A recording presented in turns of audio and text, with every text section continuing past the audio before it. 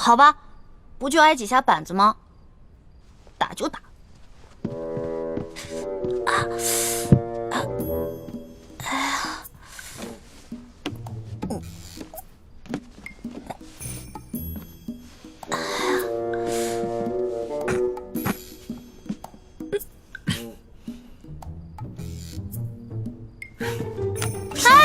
等，皇上，要不然咱俩商量一下呗？您高高举起，轻轻放下，假打行吗？你刚才那个死猪不怕开水烫的英雄气概哪儿去了？不如啊，你给朕认个错，跟朕重新续个大小，让朕做老大，你做小弟，那朕就饶了你。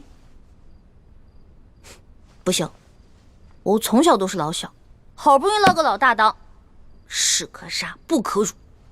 打吧。行，那你就好好忍着，别鬼哭狼嚎的啊！绝对不出一声。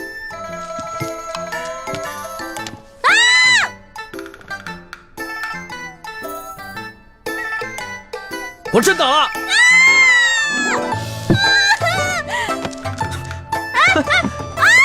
我说呢，平日里你蹭破点皮就哼哼唧唧的，今天像换了个人似的。原来有这个东西！还给我！还给我！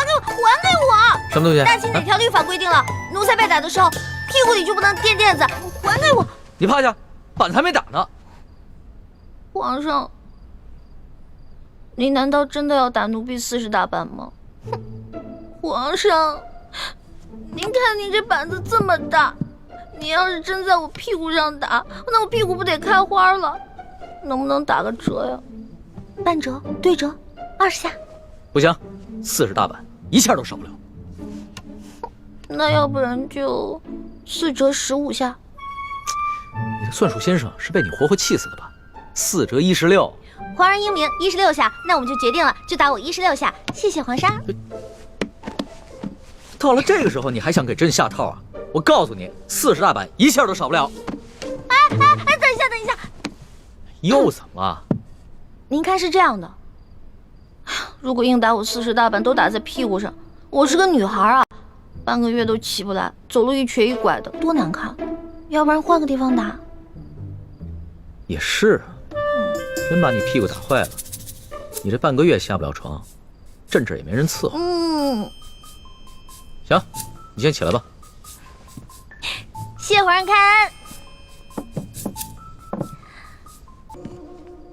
这个屁股打不了，手总打得了吧？把手伸出来。皇上你干嘛呀？又要打我呀？行了，别废话，把手伸出来。我不。右手要做事，左手，快！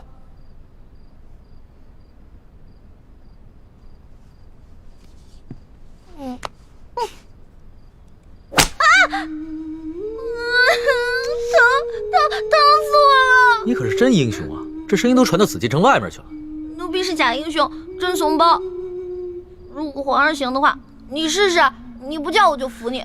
这个时候你还敢跟朕顶嘴？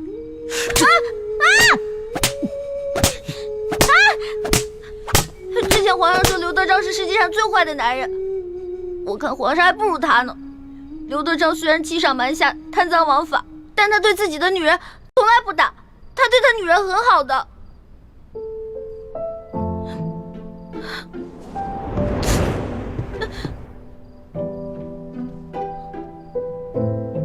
你又不是朕的女人，为什么这样护着你？还是说，你愿意做朕的女人？说你愿意做朕的女人。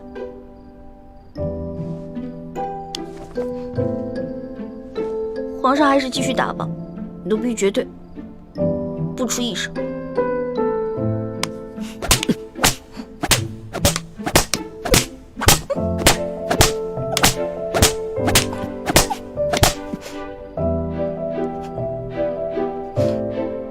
要哭就哭出来了，别憋着，装什么英雄？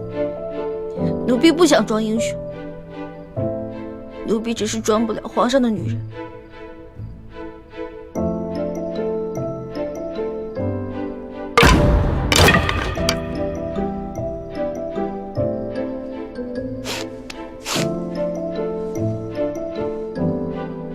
皇上，您这是您这是不打了呀，还是改日再打呀？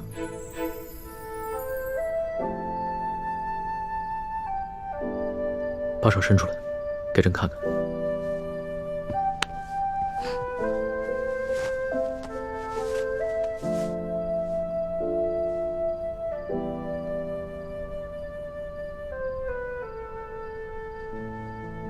怎么这么娇气？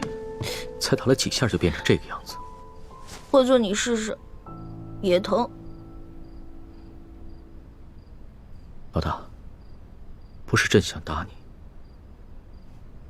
朕如果这次不罚你的话，朕怕你将来越来越无法无天。真要做出什么事情，连朕都保不了你的时候，那朕就真的后悔都来不及了。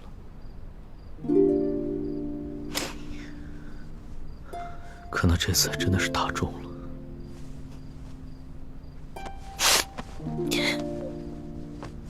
都疼死了。好了，老大，别哭了，你哭起来的样子真是丑极了。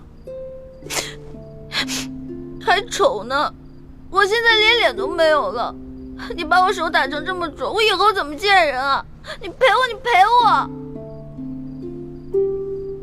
好了好了，打几下手也哭，这个世上只有你一个人会把朕的龙袍当抹布。行了，别哭了，你还真赖上朕了。打了人就想跑啊？去给你拿药啊。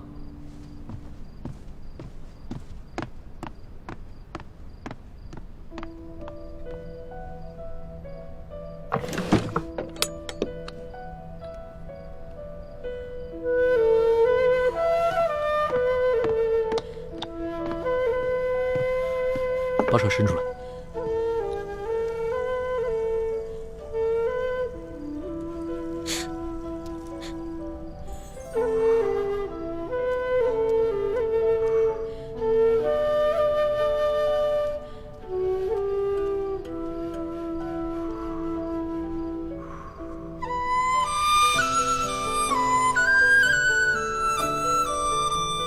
还疼吗，老大？你这样看着我干什么？我看你长得丑。怎么样，好点了吗？好疼。老大就是打了几下手板，朕的心里有数，别撒娇了啊！不是手疼，是头好疼。哎，老大，老大，老大，老大，老大，太医，快传太医！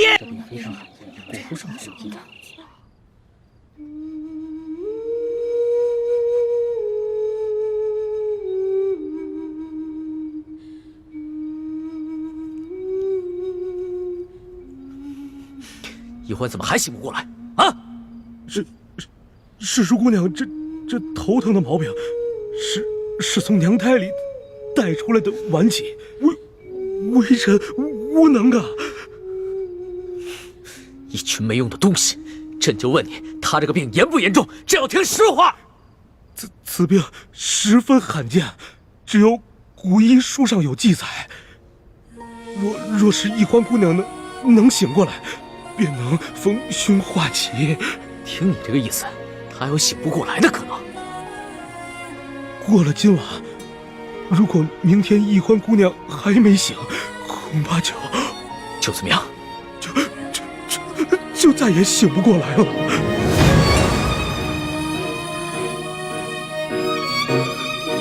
让你们太医院去会诊！你们听好了，他今天要是出什么事，你们这帮人一个都活不了！滚！这药呢？还没煎好啊！快，给他喂上。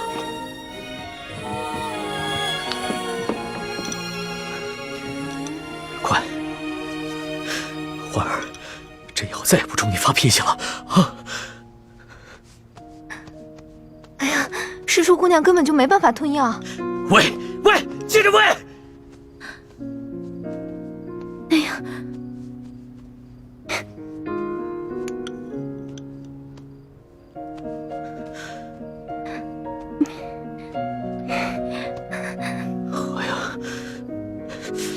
行了，走走，不要给我。是。花儿，来，喝点药好不好？来，花儿，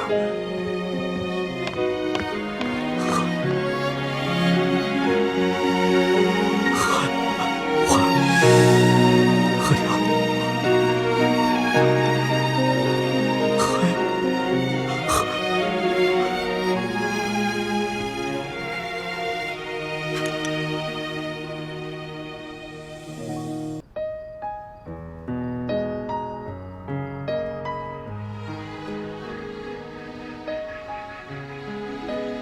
老大，别睡了，好。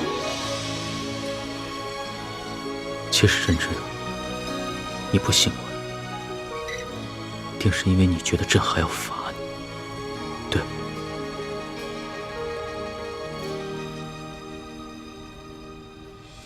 说实话，刚知道你矫诏的时候，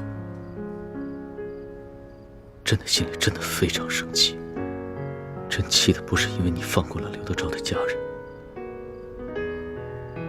是因为之前鳌拜他也总是矫诏，他一直把朕当成一个傀儡皇帝，所以自从朕亲政以后，绝对不再允许任何人挑战朕的皇权。刚知道你矫诏的时候，朕的心里边满是怒火。但是现在，只剩下担心，甚至是害怕。你知道吗？朕自8岁登基以来，经历过无数的危险，哪怕在擒拿鳌拜的时候都没有真正的害怕过。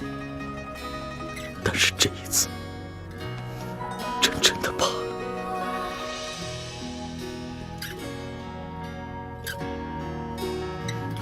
老大，朕真的不能没有。要是没了你的话，朕只是一个帝王，只是一个孤家寡人。但是有你在，朕才是一个真正的男人，是一个完整的人。老大，朕是天子，朕的话是金口玉言。朕现在就赦了你过往所有的罪，只要你醒来，只要你醒。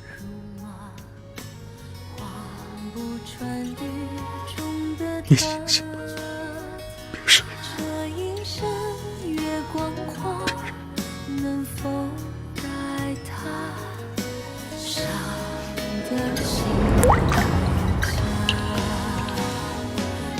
做他掌上的明珠，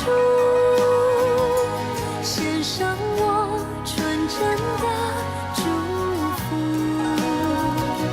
回忆中的路开满花簇，绽放百世的光速。奴婢有一个头疼的隐疾，这病起来吧，简直要人命。我爹呢，从小给我找了好多郎中，所有郎中都说无药可治，只有一个郎中说可以治，但是他说的是个偏方，而且这个药引实在太难弄了。什么药引这么难找？你告诉朕，朕给你找。这个药引就是龙珠。龙珠？什么是龙珠？就是皇上的眼泪啊，就是您的眼泪。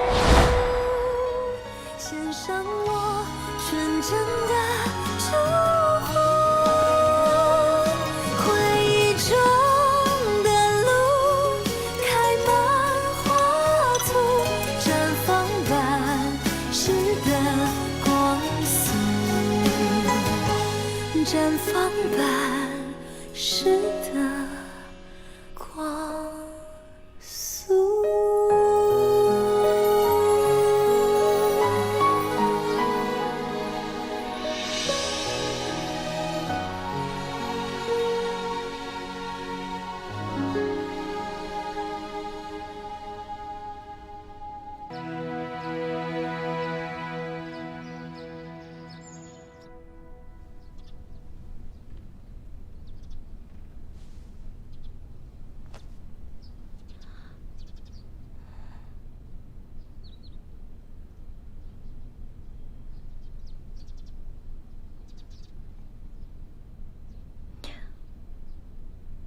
龙小弟，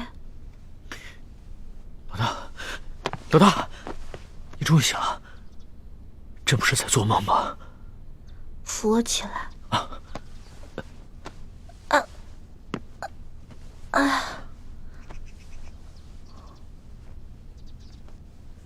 龙小弟，你脸色怎么这么差呀？你是不是一晚上没睡，一直坐那儿守着我呀？你还说呢，这都差点被你吓死了。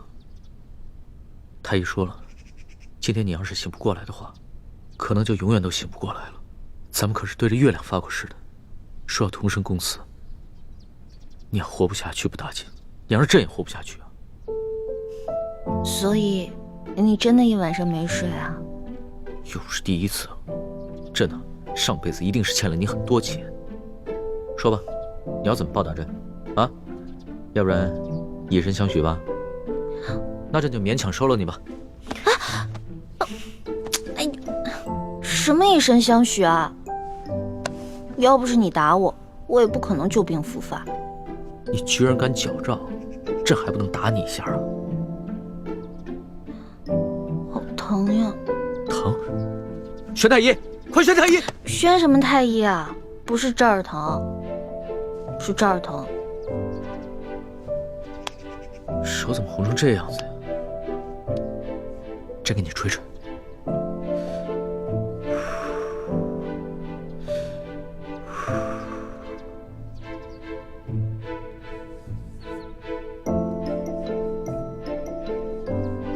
早知道你是这么个纸老虎啊，这么不经打，朕就换个法子来惩罚你。其实小的时候我偷懒不肯学习，师傅跟爹就是这样罚我的，但我基本上都是1哭2闹3上吊，就躲过去了。也就是说，朕这一次也是差点上了你的当。哼，怪不得你的技艺杂而不精，跟你哥哥比起来差远了。在家有猪哥哥，在外有龙小弟，我干嘛还要学啊？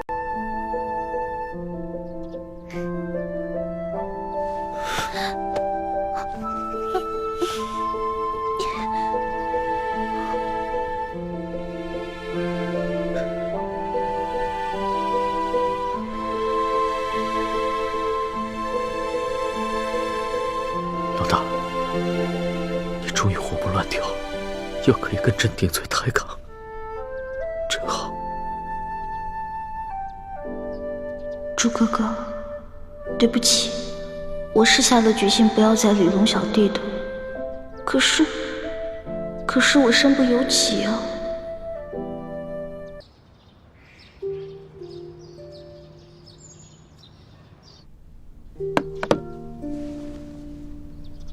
龙小弟，我能不能不吃药了？你看我好了，真的好了。不行，这是圣旨。可是我哥说这种药根本没用嘛，我的病喝这种药根本解决不了问题。谁说没用的啊？昨儿夜里要不是朕口对着口帮你渡药，只怕你今儿就醒不过来了。口对着口。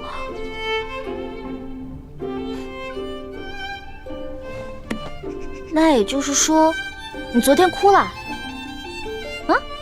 你不是很难动情的吗？你最近怎么这么容易哭了？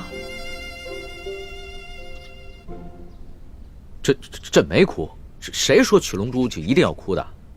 这你自己也说过呀，一碗辣椒汤足矣啊。哦，龙小弟，你放心吧，这碗药我一定会好好喝的。不过在喝之前，我要1碟蜜饯，1碟枣糕，1碟桃酥，再来1碗糖蒸乳酪。不是，老大，你这病刚好，吃这么多行吗？你可以怀疑我的任何一项技能，唯独不能怀疑我的吃过。也是啊，朕的这些后宫女人里边，别人都是吃了几口就饱，你呀是吃饱了还能再吃几口。这样，去传1碟桃酥，1碟枣糕，1碟蜜饯，还有1碗糖蒸乳酪。这多吃点。谢谢龙小弟。你要实在吃不下，要不然我再一口一口的喂你啊！听不到，听不到。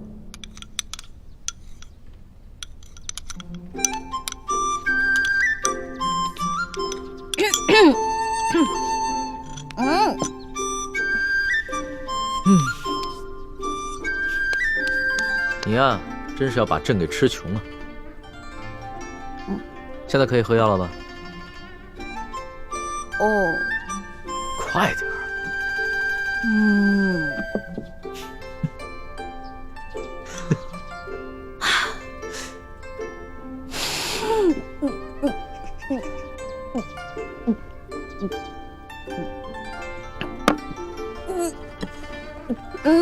哎呀，你怎么吃个药都这么麻烦呀？那你小时候病发，家里又买不起这些东西，那可怎么办呀？很简单啊，捏住我的鼻子，使劲往里灌呗。这个办法好，那朕以后就这么对付你啊。但是，我喝进去以后，就会把药全都吐出来，因为药实在太苦了。这个时候啊，我的猪哥哥看我难受，就会上山帮我采很多野蜂蜜。但野蜂蜜没那么好采的，每次他采完以后，满脸被叮的都是包呢。李爱卿对你是真好啊。说实话，朕也想有这么一个哥哥，可是在这紫禁城内，所有的兄弟姐妹都是靠不住的。你怎么了？我就是在想，我有猪哥哥真好，也不知道猪哥哥现在在殿都执行任务，完成的怎么样了，顺不顺利？你放心吧，李爱卿功夫那么高，又会易容，又懂机关，江湖经验又丰富，肯定没事的。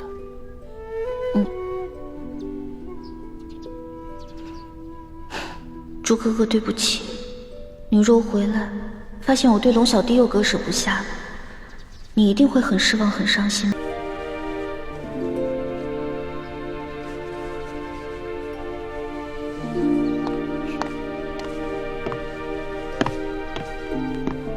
哎呀！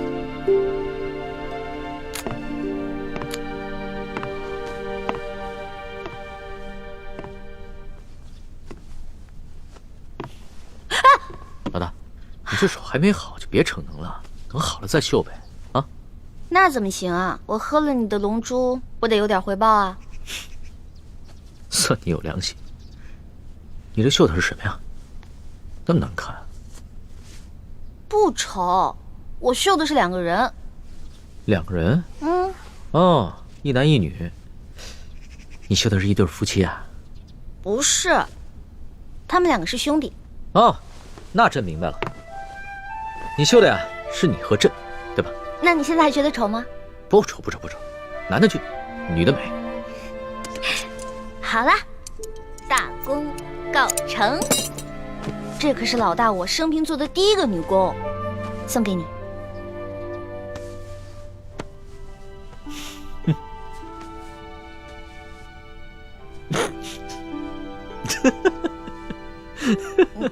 你哈哈什么呀？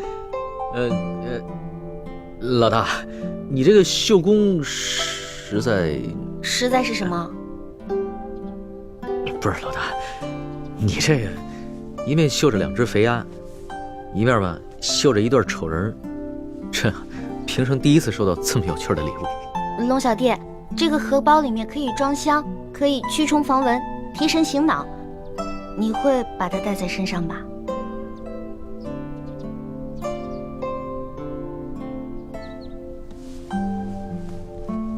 老大，这个荷包小弟贴身藏着就行了。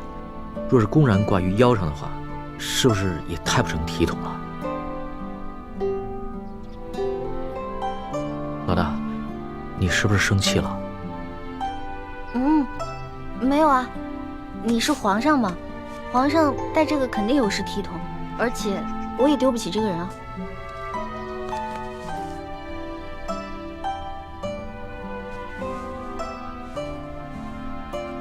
你终究只是皇上，不是我的龙小弟。在你心中，我对你的意义，终究也不过是有趣罢了。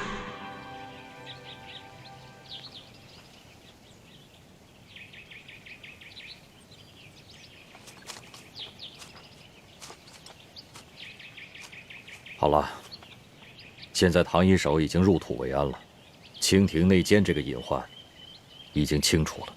只可惜，还没有查出来吴三桂的内奸是谁。既是内奸，就不难查处。现在嫌疑范围已经缩小到寥寥数人，我相信他早晚会露出蛛丝马迹，我们一定能把那个内奸给揪出来。义父，那我先回京城，向康熙复命去了。好，我们等一会儿也要回明珠谷，刚好还可以同行一段路。晋王太子，我就不回明珠谷了，我要赶回山西追杀裘鬼，就此别过了。六师傅，那你自己多加小心，等完成了任务，赶紧回京城吧。京城还需要你的照应。放心吧，等我杀了裘鬼，解了倾城的后顾之忧，我就立刻回到紫禁城。好，告辞。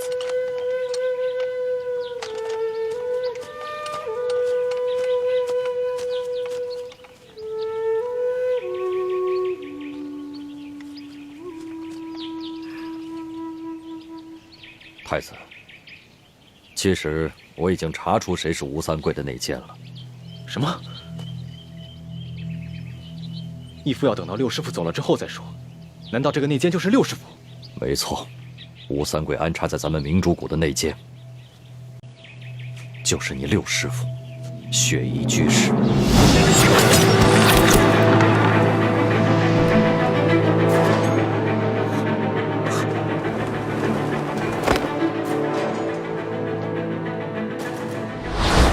梅花门主，你怎么会来明珠谷？如今已经没有梅花门了，我梅花门上下200多人，现在除了我血衣居士，还有我的徒儿血倾城，其他人都被清兵给杀死了。义父，证据确凿吗？千万别冤枉了六师傅。太子，这可是秦氏亲口告诉我跟晋王的。受死吧！住手！白先生，我有重要的机密之事要告诉你。娘，你现在就要说了吗？若再不说，你就没命了。说，什么机密？休想拖延时间，不然我杀了你！我知道那奸是谁，是谁？但我要等到晋王回来，确保我母子的安全，我才能说。当时我是铁了心要杀吴应奇的，秦氏为了救他儿子的性命，被迫决定说出内奸是谁。当时我觉得事关重大，所以就悄悄地把晋王叫了回来。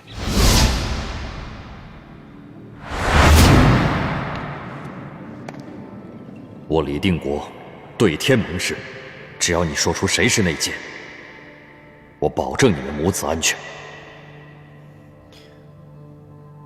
你放心，我虽然恨不得把你儿子杀了，可是我樊篱乃是大明的臣子，我一定会听从晋王的号令。快说吧，你再拖延时间的话，我可没这个耐心。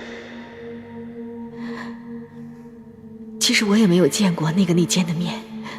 有一次我去给王爷送燕窝粥，远远看到一个黑色的身影，戴着黑色的斗篷，从王爷的书房闪出，一跃就从房顶走了。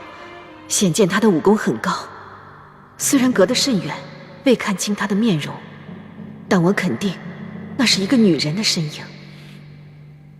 女人的身影？你是说倩影？当然不是。倩影与我齐儿认识不过数月，但那内奸已向王爷传递了多年消息。既是女人，武功又极高，还向吴三桂多年传递消息，那在我们几个人中间，值得怀疑的人只有樊夫人、唐一手，还有雪衣居士。幸亏秦氏他还记得那次他看到黑影的日子是前年的9月13日，而那年秋天，我夫人跟唐一手一直未曾离开过明珠谷，倒是雪衣居士一直在外面执行任务，不然就很难洗清嫌疑啊。我们都以为那个内奸是从屋顶的破洞进入房间，杀死了易容的唐一手。我真的不知道。当时我娘给了我一杯水，我喝完之后就全身无法动弹。由于我臀部有伤，所以我只能侧卧背对着我娘。然后我就听见外面有嘈杂声，好像是厮杀声，接着房顶上就有声响了，好像是有一个人跳下来了。之后我娘就趴在我身上，我想问也问不出来，然后我的身体也动弹不了，我真的不知道是谁。刚才清兵偷袭的时候，大家都出去御敌，我因为腿上有伤，所以只能留下来守护他们母子。我当时也听到屋顶上有响动，但是却无法分身进屋查看。想来就是在那个时候，内奸由屋顶进入，杀了王妃。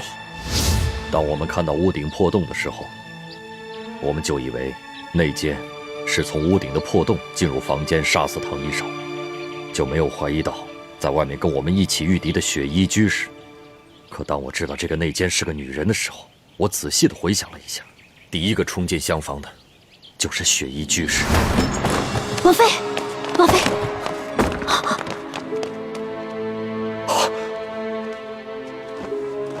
我们当时都以为唐一手已经遇害，只是雪衣居士发现了他的尸首。但是很有可能的是，唐一手中了呆若木鸡散，不能动弹，而雪衣居士也假装发现唐一手被害，在翻过他身体的那一刻，把匕首插进了他的胸口。王妃，而且雪衣居士也有机会从我和樊梨这儿拿到呆若木鸡散，下到唐一手和吴应奇的茶中，毒倒二人。晋王分析的不错，这些年雪衣居士经常单独出谷行动，其实就是向吴三桂通风报信。这一次，他又假借去山西追杀裘贵，悄悄地潜入滇都，把倩影和陌生的身份泄露给了吴三桂。什么人竟敢闯平西王府？你没想到吧？一路上与你朝夕相处的叶倩影和叶默生都是朱梅联盟的奸细，他二人根本不是兄妹，而是师姐弟。叶倩影本姓樊，应该叫樊倩影，他爹就是前明御医樊梨。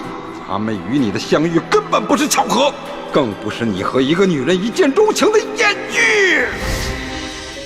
当我们正在庙中商议行动计划的时候，雪衣居士在装作从山西风尘仆仆赶来的样子，其实他当时正在滇都的平西王府中。这么多年了，这可是我们这6位师傅初次集体行动，我岂能错过？裘贵呢？他很是狡猾，居然找了几路替身来掩护自己。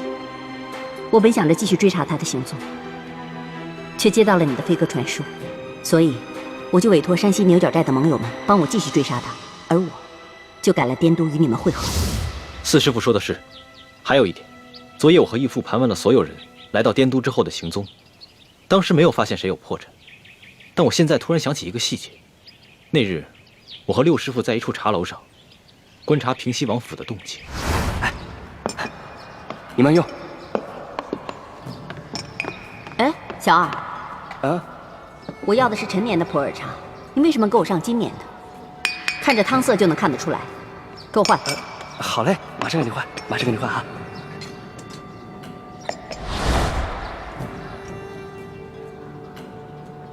六师傅，这茶味道不错呀。啊，我喜欢喝味道更浓艳的。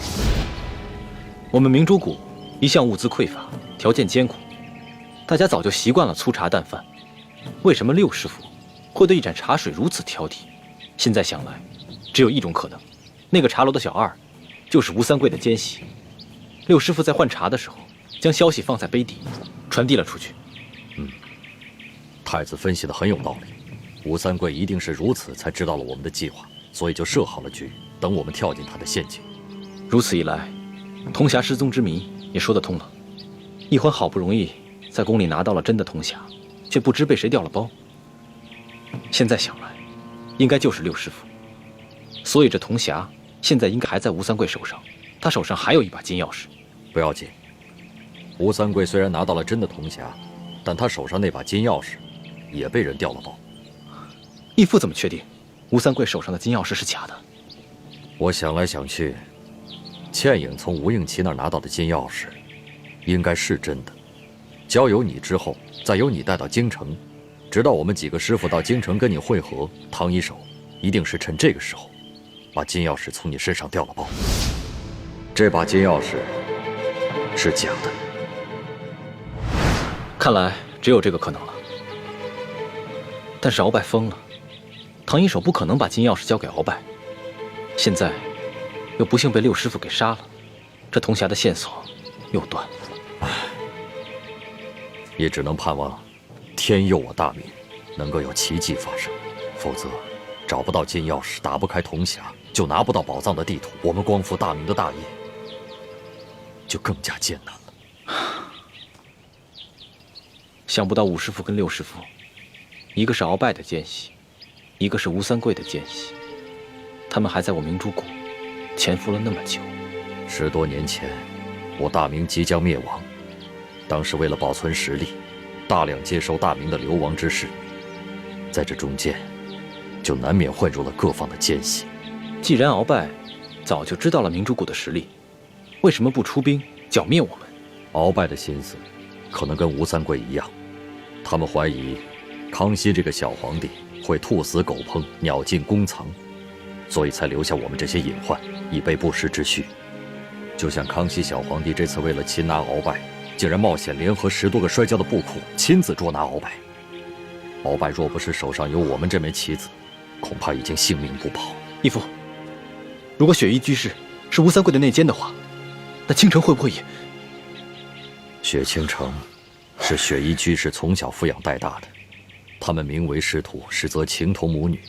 在雪衣居士的控制下，雪倾城很有可能也是吴三桂的内奸。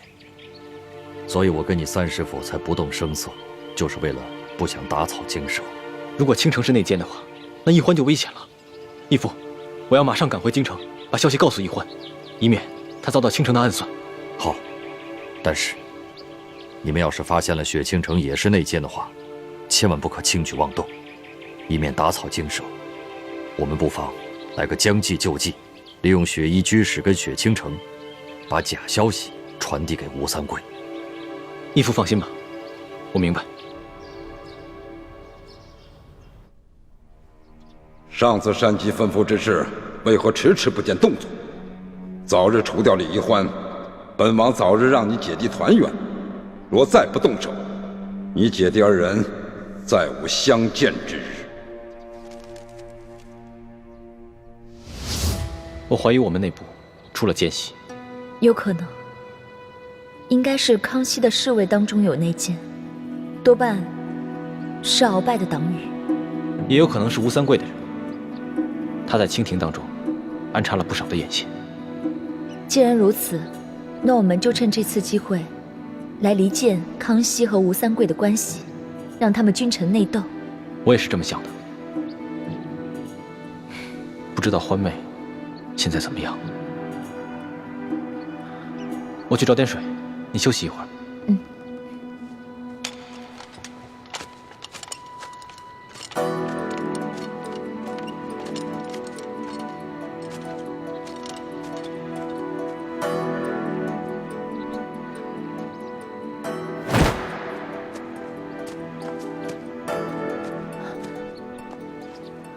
师父，太子没有怀疑到你吧？大师兄，他很信任我，没有对我起疑心。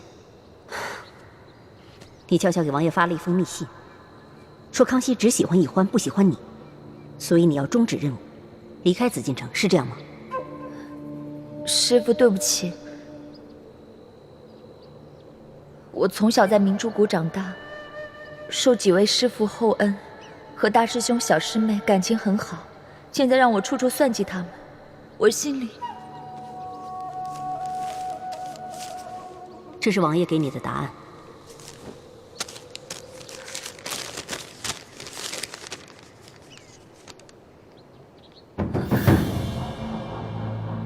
什么？杀死易欢？王爷说了，康熙他虽然不能像疼爱李易欢那样疼爱你，但是对你还是敬爱有加的。在这后宫之中，最得圣宠的，除了李易欢就是你了。所以，一定要除掉李易欢这个绊脚石，康熙才能把注意力转移到你的身上。当然，我也知道你和李易欢的关系很好，以姐妹相称。所以，只要李易欢一死，康熙越是忘不了他，越是放不下对他的旧情，他对你就会越好。我做不到，师父。我真的做不到，师父，我求求你，去求求王爷，收回成命吧，师父。我们好不容易才进了宫，得到了皇上的信任，离复仇的目标越来越近，我怎么可能会半途而废，让你离开？可是，小师妹，她是无辜的。师父，您也是看着小师妹长大的，您不能这么狠心啊，师父。倾城，我也不想看着她死。可是王爷既然已经下了命令，你就必须得杀了他。这大仇未报，我不得不狠心。可是小师妹，她跟我们梅花门的大仇是没有关系的，她是无辜的。我们这么对她是不公平的，师父。那我们梅花门500多条人命，都命丧于朱明王朝之手。500多条人命啊！他们难道就不无辜吗？命运何尝对他们公平过？那他们的血债又叫谁来还？师父，可是，师父，不要再说了。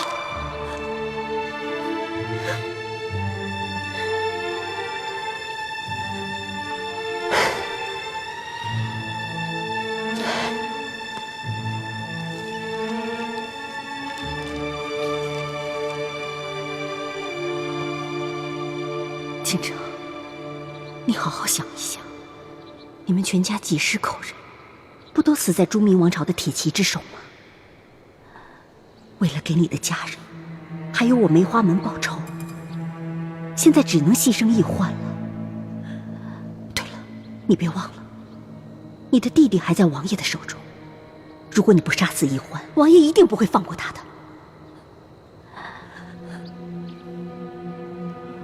保你弟弟的命，还是易欢的命？你自己想一想。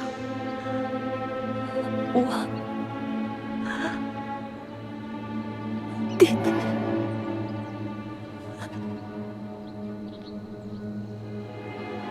这是救命丹，化在酒中，喝下后1刻钟内必死。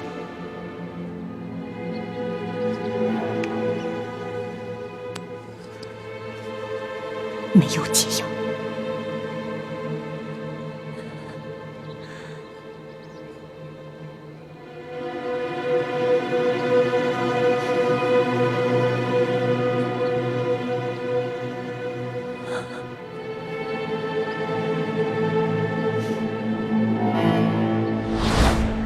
皇上驾到！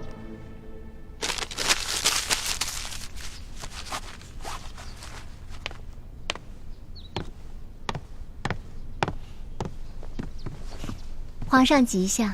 哎，起来吧。谢皇上。朕许久啊，没能来你这永和宫，今日刚好得空，就顺道过来看看你。谢皇上挂心，妾身一切安好。好就好，坐吧。皇上前些日子一直愁眉不展，今日面露喜色，是不是有什么喜事啊？还不是易欢那个丫头，前些日子和朕赌气，朕是骂也骂不得，罚也罚不得，心里着实郁闷。还好，昨日转了性子，和朕和好如初了。易欢就是小孩子脾气，不懂事，皇上多担待。朕就喜欢你这个淡泊体贴的性子。这后宫之中啊，也就是你，不会是易欢为敌了。朕为了不让易欢惹麻烦，一直不让别的嫔妃去她的永乐斋，也不让她去别的嫔妃宫里。朕自己啊，也没时间陪她。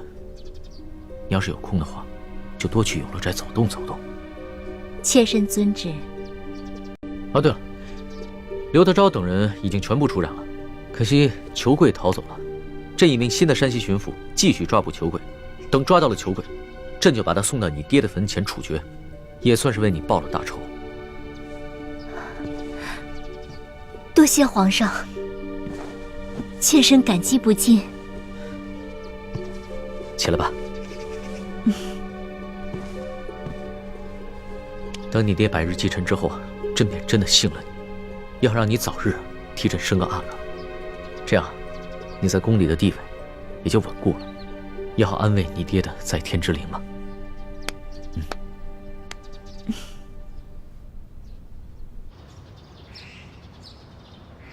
太皇太后那边有消息了吗？皇太后虽然表面上没有什么异常之处，但心里却对你很不满。只不过她是碍于皇上的面子，隐忍不发。懿欢，你可千万要小心呐，不要以为皇上宠着你，你在这宫里就万事大吉了。我在这宫里待了一辈子了，什么样受宠的嫔妃我没有见过呀？但最终结果怎么样，都是下场凄惨呐。多谢叔父提醒，我知道的。等我找到铜匣以后，我就会离开这里，再也不会出现在皇上面前。如此最好。所谓伴君如伴虎，你跟你哥哥还是及早抽身才是上策。对了，你们走之前可千万别忘了把那大补丸的解药给我。放心吧，叔父，没准儿我们走的时候，我哥哥已经研制出彻底解除大补丸的解药了。不过，我也不知道什么时候才能找到铜匣，现在一点头绪都没有。懿欢，有句话，我不知当说不当说。在这个宫里，您是我最信任的亲人，叔父有话直说吧。要说有人潜入这深宫之中去调包铜匣，那是绝无可能。若是这宫里的人，那什么样的奇珍异宝没有见过呀？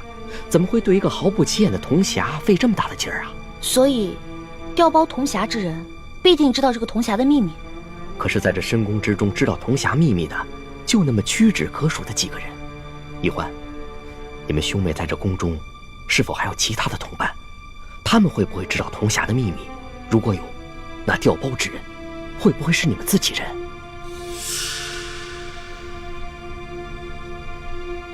你先慢慢想，我得赶紧去伺候太皇太后跟皇上了。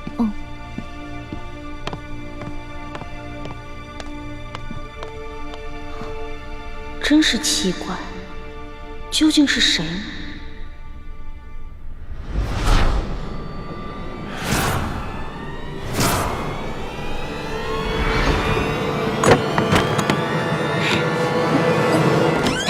懿欢，谁？哎，懿欢，懿欢，快去救大师兄啊！快啊！难道是雪姐姐？可是，雪姐姐，我用这个狗尾巴草给你编个小花篮吧。好啊。你怎么了，雪姐姐？你好像有点不开心啊。哦，我知道了，你肯定是在担心猪哥哥，对不对？你放心吧，这次呢，6位师傅集体出动去协助猪哥哥完成任务，一定非常顺利的。不是，我不是在担心大师兄，是昨天皇上来永和宫看我，他说什么？他说等书剑100日继承一过，就要真的临幸我，让我给他生龙子。那这可怎么办呀，雪姐姐？只要我继续留在宫里，这是迟早的事情，躲不过。现在只能希望能够在书剑100日继承之前找到铜匣，完成任务，这样我就能出宫了。雪姐姐深爱着猪哥哥，如果铜匣在她手上，她肯定宁可马上撤离，也不会接受康熙的临幸。但若不是她，难道是六师傅？六师傅，反正现在人都出去了，你赶紧坐下吧。欢儿，这是在紫禁城里，不是在咱们明珠谷。这里可没有什么师傅徒儿，这里啊，只有这厉贵人、欢答应和雪嬷嬷。只要记着这一点，你的言行才不会露出破绽。记住，要尽快适应宫中的生活，谨言慎行，一切以完成任务为重。徒儿记住了。你看你还在自称是徒儿，这要是被宫外人看见了，宫里人知道，你会惹出大麻烦的。六师傅一直都很疼爱雪姐姐和我，对猪哥哥也很爱护，他干嘛要偷走铜匣呢？难道他就是鳌拜派遣在我们明珠谷的内奸？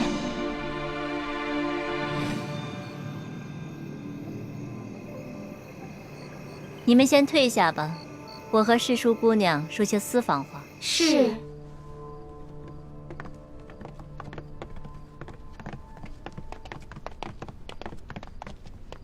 雪姐姐，什么事儿啊？是不是我爹跟猪哥哥他们有消息了？不是，他们的消息倒还没有。是咱们俩姐妹啊，好久都没有在一块儿吃饭喝酒了，所以今天姐姐我特意亲自下厨，做了一桌子你爱吃的菜，来，快尝尝。有狮子头哎。吃一块你最爱吃的狮子头。谢谢薛姐姐，红烧的。薛姐姐下厨，那手艺自然不用说啦，肯定好吃。怎么样？好好吃，就这个味道。薛姐姐，从小到大，你跟诸位师兄师姐老是这样宠着我，会把我宠坏的。我这些天一直在想，如果我们不是生在这个朝代更迭的时代，而是生在太平盛世，那该有多好啊！生在什么时代啊，可不是我们能够控制的事情。如果我们和大师兄永远留在明珠谷，春天赏花，秋天赏月，男耕女织，不管外面是什么朝代，就这么一辈子与世无争，快快乐乐的生活，那该有多好啊！薛姐姐，你今天好多愁善感啊，是不是发生什么事儿了？没有，我只是很怀念咱们在明珠谷的时光，想念我们的小伙伴了。如今就咱们两个在宫里，今天的月色又这么美，咱们俩呀，好好的喝酒，赏赏月。来，今晚咱们多喝几杯。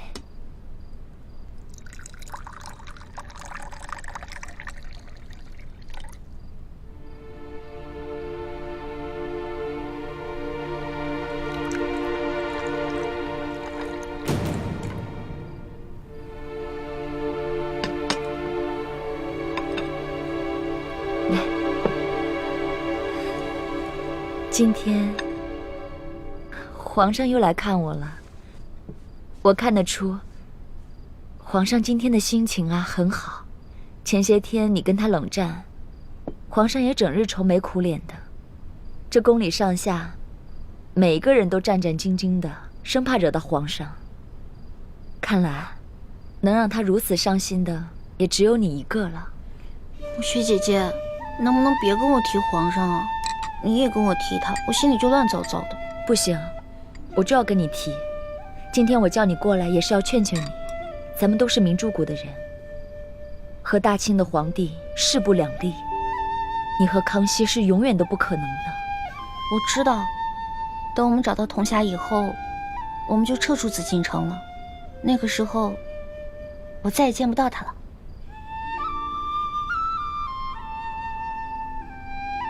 薛姐姐，能答应我一件事儿吗？等朱哥哥回来，能不能别把这2天我跟康熙的事儿告诉他呀？大师兄那么深爱你，我跟他说这些不是故意伤他的心吗？你放心，我不会告诉他的。小师妹，你和大师兄才是命中注定的姻缘，好好待他吧，放下康熙。我一直在努力放下他。可是薛姐姐，你心里可曾放下过朱哥哥？快了，很快就要彻底放下他了。既然我们改变不了命运，那就试着去接受它。也许有一天，你会发现大师兄的好，你也会爱上他的。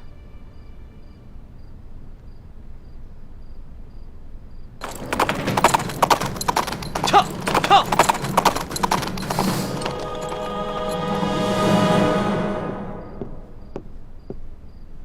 薛姐姐，快过来看啊！今天的月亮好圆啊！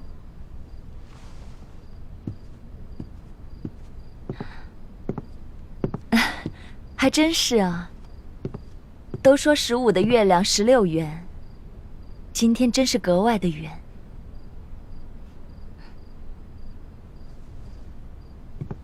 月有阴晴圆缺，人有悲欢离合。我们姐妹俩再这样无忧无虑的饮酒作乐，不知要到什么时候了。薛姐姐，今天李公公来找我了，告诉了我关于童霞的重要线索。我相信没有多久，我就能找到通唤童霞的人了。哦，有线索了。那这个人他也在皇宫里吗？这个人不光在皇宫里，而且是我们彼此特别熟知的一个人。是谁呀？薛姐姐觉得他应该是谁呢？其实我很早开始就怀疑过他，只不过我拒绝去深想，直到今日，我都不忍心怀疑是他。小师妹，今日我叫你过来，也是要告诉你关于童霞的线索。那薛姐姐先讲吧。小师妹，你知道吗？其实啊，我特别羡慕你，你的亲爹靖王疼爱你，师长们宠着你，师兄师姐也都护着你，更有大师兄那么深爱着你，你真的好幸福啊！是啊，我也觉得我好幸福啊。可是我好害怕，我的这种幸福只是一种假象，会有人来打破它。不会的，你生来命就好。姐姐祝福你，要永远幸福。谢谢薛姐姐。不过，我不希望我一个人幸福，我希望我们姐妹两个都可以幸福。会的，我们都会幸福的。其实，在咱们这些兄弟姐妹里，我和大师兄最是同病相怜。我们都是从小父母双亡，又都肩负着非常沉重的责任，我们一直撑得好辛苦。是啊，每个人都有每个人的不易啊。小师妹，你真的要听姐姐的话，好好对待大师兄，不要让他难过，也别让他伤心，别让他失去这最后一份支撑。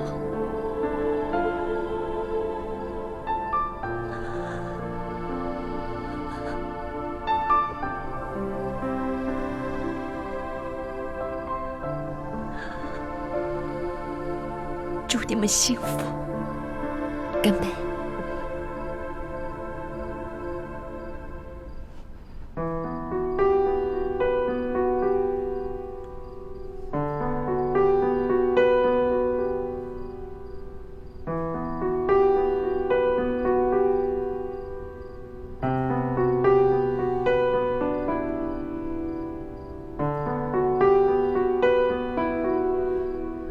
唱，来者何人？请。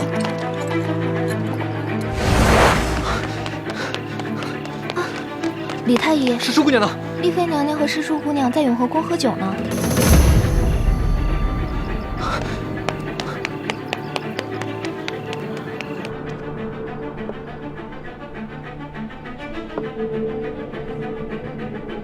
徐姐姐，你哭了。